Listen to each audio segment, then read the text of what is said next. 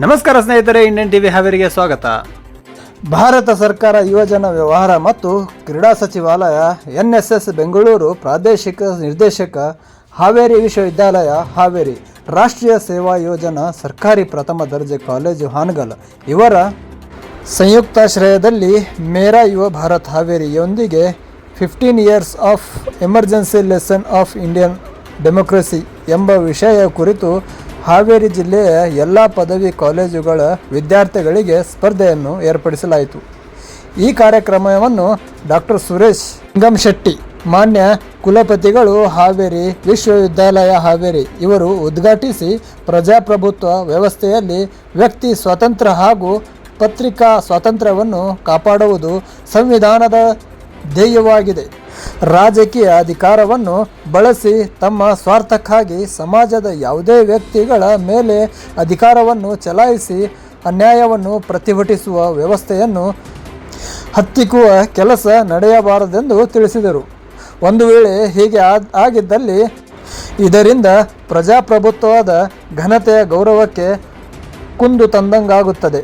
ಆದ್ದರಿಂದ ಯುವಕರಾದ ನೀವು ದೇಶದ ಸಂವಿಧಾನ ಹಾಗೂ ಕಾನೂನುಗಳನ್ನು ರಕ್ಷಿಸುವ ಹೊಣೆ ನಿಮ್ಮದಾಗಿದ್ದು, ತಾವೆಲ್ಲ ನಾಯಕತ್ವದ ಗುಣವನ್ನು ಬೆಳೆಸಿಕೊಳ್ಳುವುದು ಅತಿ ಮುಖ್ಯವಾಗಿದೆ ಎಂದು ಸ್ಪರ್ಧಾಳುಗಳಿಗೆ ಕಿವಿಮಾತನ್ನು ಹೇಳಿದರು.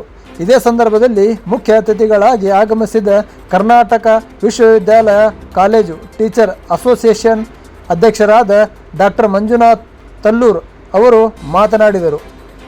ಸುಮಾರು 50 ವರ್ಷಗಳ ಹಿಂದೆ ನಮ್ಮ ದೇಶದ ಪ್ರಧಾನಿಯಾದ ಶ್ರೀಮತಿ ಇಂದಿರಾ ಗಾಂಧಿಯವರು ತಮ್ಮ ಅಧಿಕಾರವನ್ನು ದುರ್ಬಳಕೆ ಮಾಡಿಕೊಂಡು ತುರ್ತು ಪರಿಸ್ಥಿತಿಯನ್ನು ಹೇರಿದ ಪರಿಣಾಮವಾಗಿ ಅನೇಕ ಬುದ್ಧಿಜೀವಿಗಳು ಗಣ್ಯರು ತಮ್ಮ ವಾಕ್ ಸ್ವಾತಂತ್ರ್ಯವನ್ನು ಕಳೆದುಕೊಳ್ಳುವಂತೆ ಭಯಗ್ರಸ್ತವಾದ ವಾತಾವರಣವನ್ನು ನಿರ್ಮಿಸಿದ ಆ ಕರಾಳು ದಿನಗಳ ಇತಿಹಾಸವನ್ನು ಆರಿತು ನಾವು ಮುಂದೆ ನಡೆಯಬೇಕಾಗಿದೆ ಎಂದು ತಿಳಿಸಿದರು.